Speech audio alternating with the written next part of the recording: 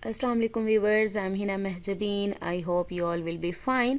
हम स्टडी कर रहे हैं MGT 201 फाइनेंशियल मैनेजमेंट का कोर्स, जिसके हम module number 9 capital budgeting techniques and topic number है 175 net present value part number 1।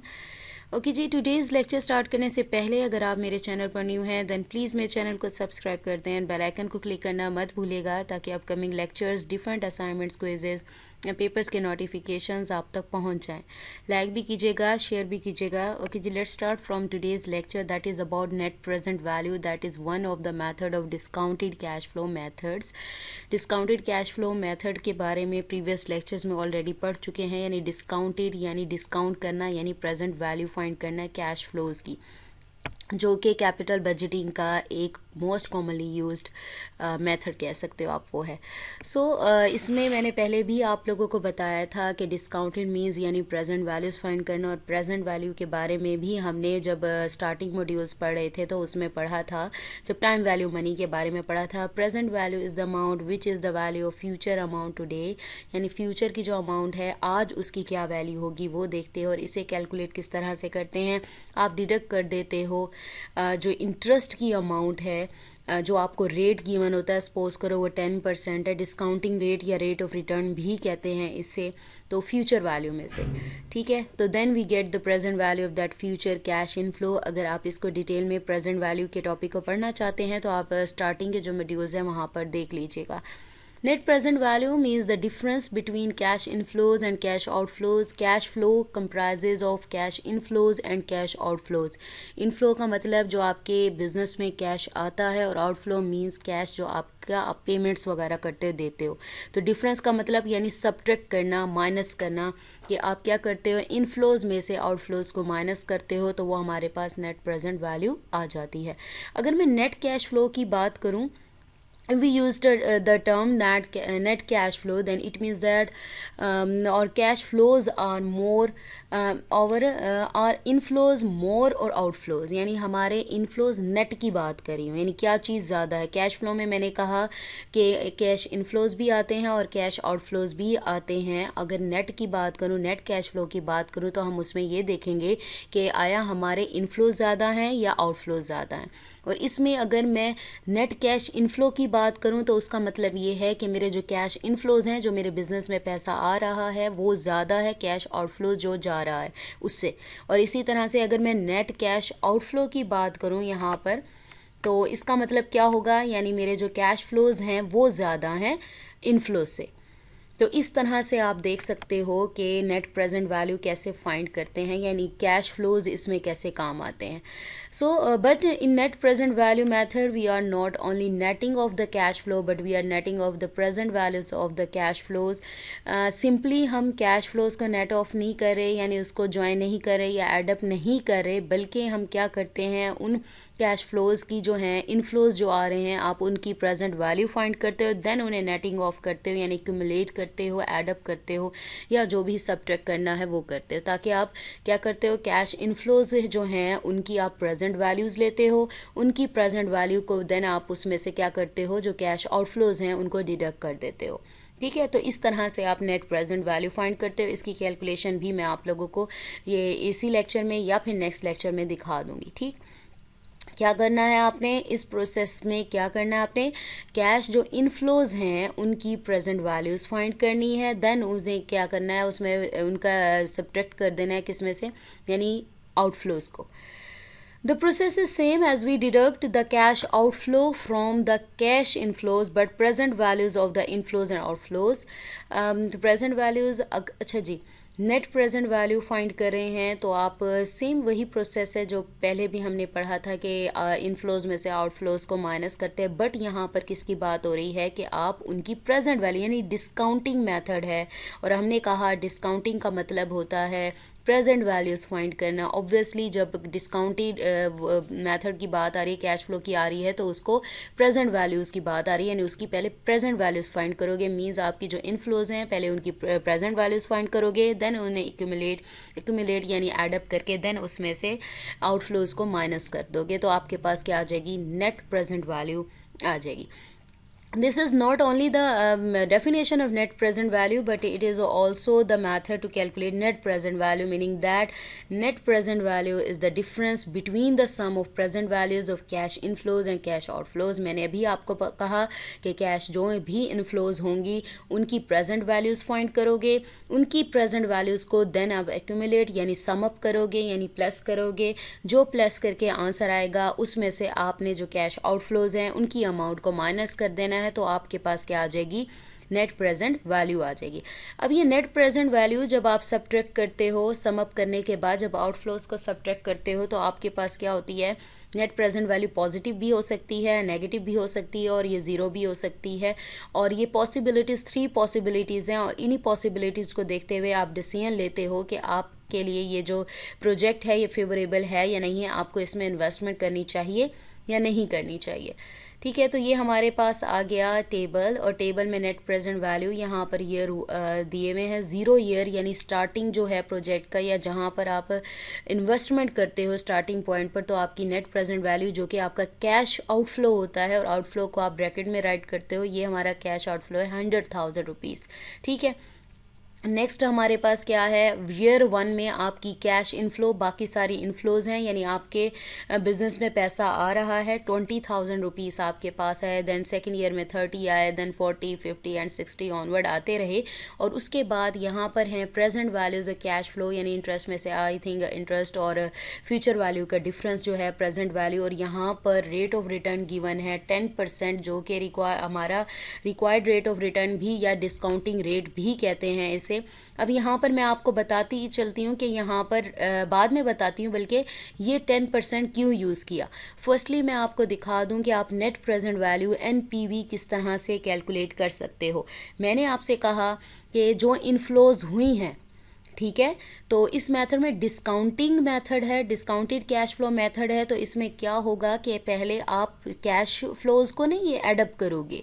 Simple method में क्या होता है, आप जस्ट कैश जो फ्लोज हो रहे हैं उनको एडअप करते हो और फिर उसमें से वैल्यू जो भी फाइंड करनी है करते हो। लेकिन डिस्काउंटेड कैश फ्लो मेथड्स में डिस्काउंट करना होता है, पहले उन कैश फ्लोज इन फ्लोज की आपने प्रेजेंट वैल्यूज़ फाइंड करनी होती है और गिवन डिस्काउंटेड रेट पर, जो कि यहाँ पर 10% गिवन है। तो आप क्या करोगे, प्रेजेंट वैल्यूज़ फाइंड करने का प्रीवियस लेक्चर्स में ऑलरेडी बताया गया है। जस्ट हमने यहाँ पर ये देखना है कि नेट प्रेजेंट वैल्यू कैसे फाइंड करते हैं। आपने इन कैश इनफ्लोज जो ही हैं 20,000 के according at the rate of 10% आप प्रेजेंट वैल्यू फाइंड करोगे, फिर 30,000 की करोगे, आपके पास 24,000 समथिंग आएगा। देन 40,000 ऑनवर्ड करते करते 5th ईयर तक आप ले आओगे, यानी जो भी आपके ईयर्स गिवन है।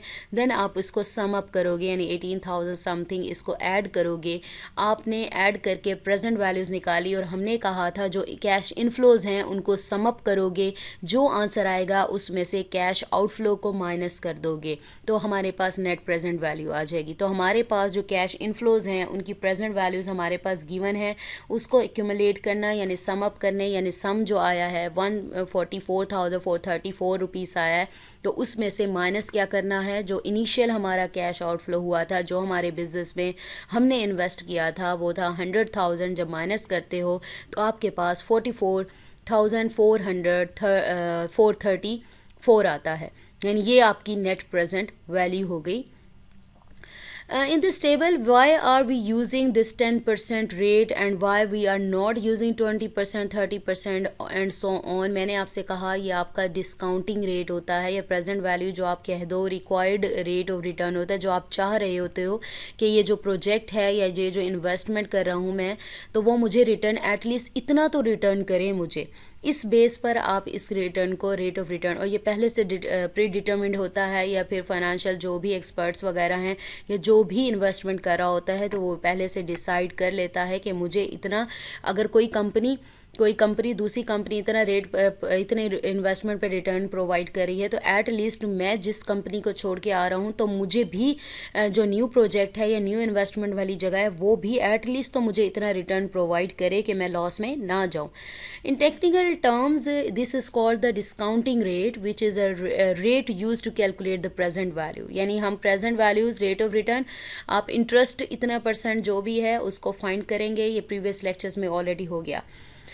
Practically speaking, this is our required rate of return, meaning that when we are going to invest in any project, then how much percent of profit or return we want to earn from that project, and that is the rate which we use for the purpose of discounting the cash flows. यानी ये वो rate है कि ये हमें बताता है अगर कोई भी इन्वेस्टमेंट कर रहे हो आप प्रोजेक्ट में, तो आपको कितने परसेंट या कितना रिटर्न वो देगा जो आप इससे अर्न करना चाह रहे हो, और यही वो रेट है जो कि डिस्काउंटिंग पर्पज़ के लिए यूज़ होगा. ठीक है, प्रेजेंट वैल्यूज़ या फाइंड करने के लिए यूज़ किया जाएगा. So the required rate may be market rate और प्री डिटर्मिन्ड रेट और द अपॉर्चुनिटी कॉस्ट. इसीलिए मैंने कहा अपॉर्चुनिटी कॉस्ट के बारे में पढ़ा था कि आप एक इन्वेस्टमेंट जहाँ पर की थी वहाँ से निकाल के दूसरी जगह पर करते हो. ठीक है, तो इस बारे में मैंने आपको बताया था. तो या ये प्री डिटर्मिन्ड होगा या फिर मार्केट रेट होगा. मार्केट को देखकर आप ये रेट डिसाइड कर सकते हो कि मार्केट वाले में कितना रेट चल रहा है, तो मुझे इतना रेट एटलीस्ट मिले. ठीक है, अपॉर्चुनिटी कॉस्ट भी इसी तरह से है कि आप कहते हो कि अगर मैं छोड़ के आ रहा हूँ तो मुझे एटलीस्ट जहाँ मैंने छोड़ा है मैं लॉस में ना जाऊँ, तो मुझे एटलीस्ट जो मैंने प्रोजेक्ट छोड़ा है जो रिटर्न था वो मुझे न्यू इन्वेस्टमेंट प्रोवाइड करे. In the above table the net present value is positive. अगर आप देखो तो आपके पास जो 44,000 समथिंग आया है वो पॉजिटिव वैल्यू आपके पास आई है, और but it may be negative और ज़ीरो. ये नेगेटिव भी हो सकती थी, ज़ीरो भी हो सकती थी. When we use a positive, negative और zero values of net present value to make a decision on the basis of net present value, meaning that when we have to accept और reject a project. यानी आप ये जो इसकी value आती है, answer आता है 0 हो, 1 हो या फिर नेगेटिव पॉजिटिव, नेगेटिव या ज़ीरो वैल्यू आ जाए, तो आप उस बेस पर इस प्रोजेक्ट को एक्सेप्ट और रिजेक्ट करने का जो क्राइटेरिया आपको पता हो, तो आप उसमें डिसीजन ले सकते हो कि इस प्रोजेक्ट को एक्सेप्ट करना है या रिजेक्ट करना है. When the project is on it is in 2 conditions और 2 पॉसिबिलिटीज़. अच्छा, जब प्रोजेक्ट चल रहा है तो आपके पास 2 पॉसिबिलिटीज़, 2 बल्कि 3 आई थिंक होंगी पॉसिबिलिटीज़. फर्स्ट वन इज़ अगर तो आपके पास नेट प्रेजेंट वैल्यूज़ पॉजिटिव है जैसा कि ऊपर दिखाया गया है, तो आप उस प्रोजेक्ट को एक्सेप्ट करोगे.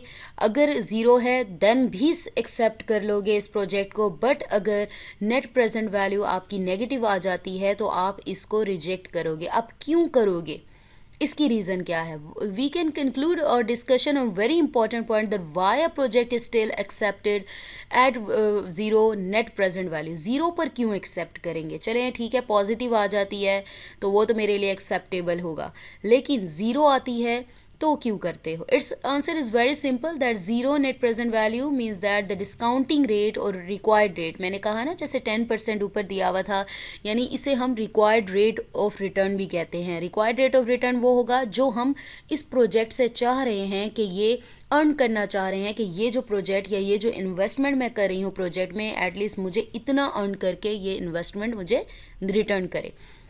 That we have used to calculate the net present value is actually the rate of return of the project, meaning that the project is providing such rate of return which we want to earn from that project, and in this case our net present value will become zero. अगर तो हमारी net present value zero है, इसका मतलब ये हुआ कि ये जो प्रोजेक्ट है वो हमें हमारा required rate of return है वो अर्न करके दे रहा है जो मैं चाहती हूँ. सपोज करो मैं यहाँ पर चाहती हूँ कि 10% रिक्वायर्ड रेट मेरे ऑफ रिटर्न है.